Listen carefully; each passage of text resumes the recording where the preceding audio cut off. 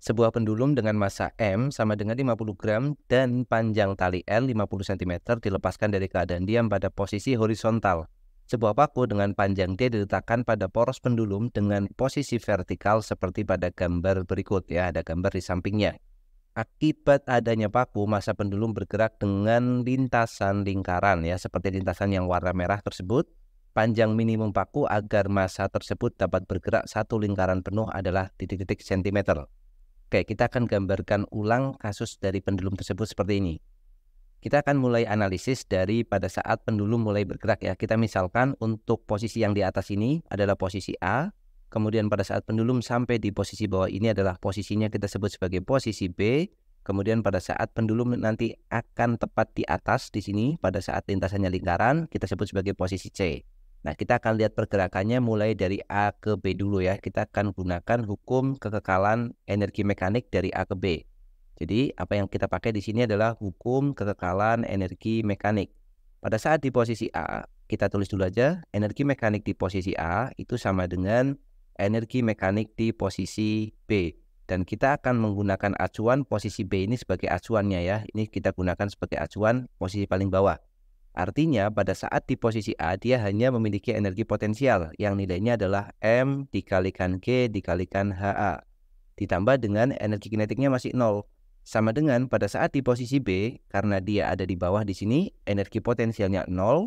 Ditambah dengan energi kinetiknya adalah setengah dikalikan M dikalikan V di posisi B kuadrat ya.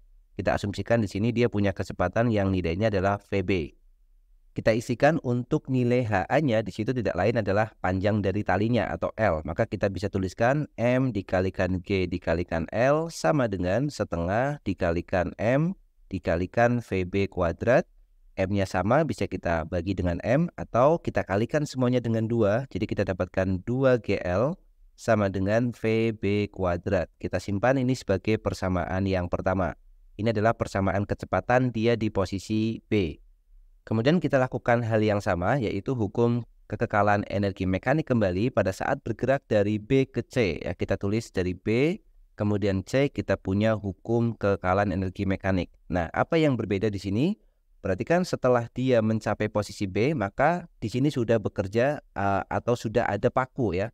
Artinya lintasannya dia yang berupa lingkaran ini panjangnya bukan lagi L, tetapi adalah sisa panjang ini. Ini adalah panjang dari jari-jari lingkarannya, yaitu tidak lain adalah dari atas sampai bawah itu L, pakunya adalah D. Jadi ini adalah L dikurang D.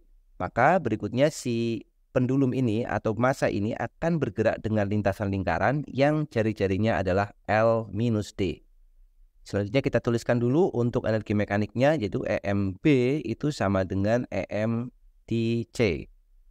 Energi mekanik di B, dia hanya punya kecepatan, maka energi potensialnya 0 ditambah dengan setengah MVB kuadrat, sama dengan energi mekanik di C, dia sudah memiliki ketinggian, yaitu M dikalikan G dikalikan HC, ditambah dengan setengah dikalikan M dikalikan VC kuadrat ya. Jadi di posisi C ini, karena dia masih bergerak melingkar di sini, maka kita asumsikan dia punya kecepatan VC ya. Kemudian kita kalikan 2 semuanya, jadi M-nya kita coret ya, karena semuanya punya M, M-nya habis. Jadi VB kuadrat sama dengan 2G dikalikan 2-nya kita kalikan semuanya ya.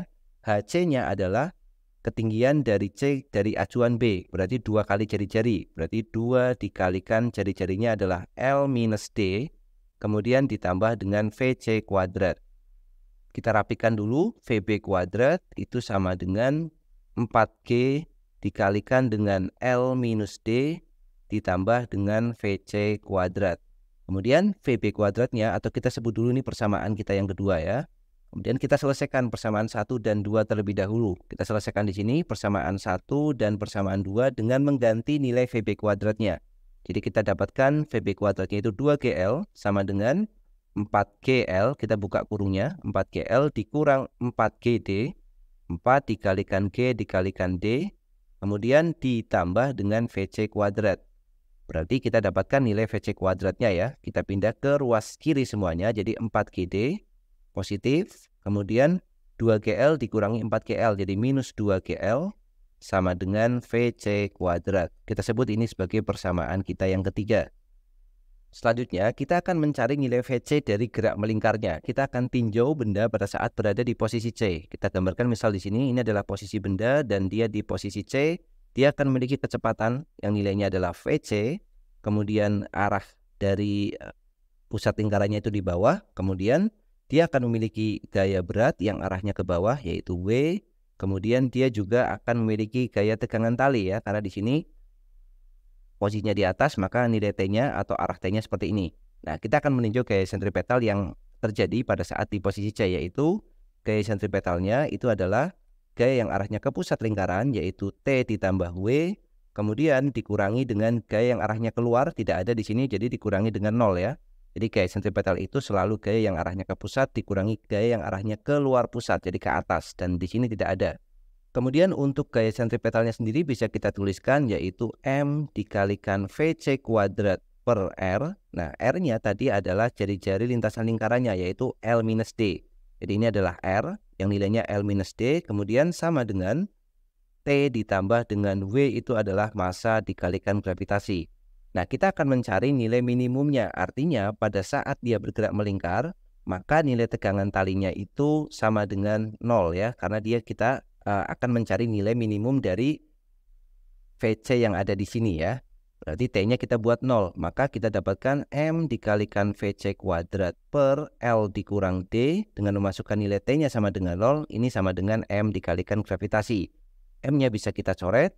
Maka kita dapatkan persamaan VC kembali, yaitu VC kuadrat sama dengan G dikalikan L minus D. Kita buat ini sebagai persamaan keempat.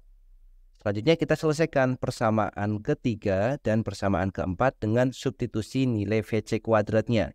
Berarti kita punya persamaan 3 dan persamaan 4. Kita akan dapatkan G dikalikan L minus D sama dengan 4GD dikurang 2GL ya. 4GD dikurangi 2GL. Kita buka kurungnya, jadi GL dikurang GD itu sama dengan 4G kali D dikurang 2G dikalikan L.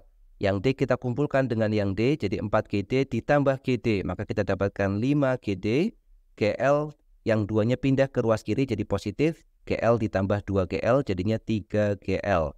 G-nya bisa kita coret, maka kita dapatkan nilai D-nya ya. Yang kita carikan nilai D tadi. D sama dengan 3 dibagi 5 dikalikan L. Ini adalah nilai dari panjang minimum pakunya 3/5L. Padahal kita tahu bahwa nilai panjang talinya atau L-nya adalah 50 cm.